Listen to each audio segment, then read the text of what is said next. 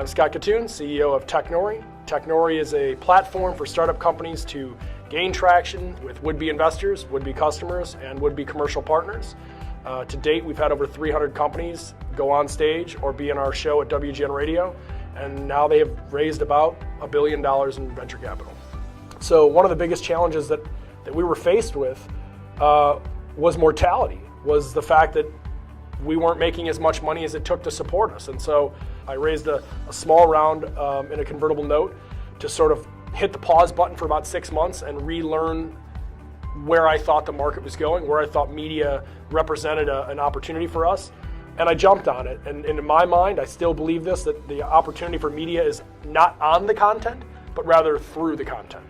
So we create all these different things and we give it away. And we create these really well-attended events and we give that away. The subscribers of Technori get to go to these events for free. And the whole point of that is that taking money from the group of people who need you the most is, in my mind, not just immoral, but it's a stupid business model. And so we try to do everything we can to give exposure and to prop up our startup community.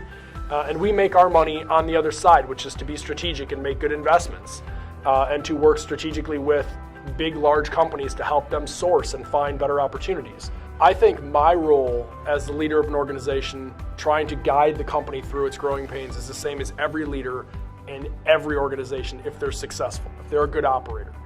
And that is to understand the strengths and weaknesses of the team, to understand the opportunity that is out there in the market, to build a vision and a roadmap that can be met.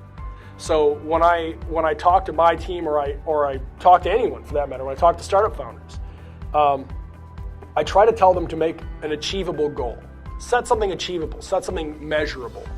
And that goal is not the 5-year plan. That goal might be the 3-month plan.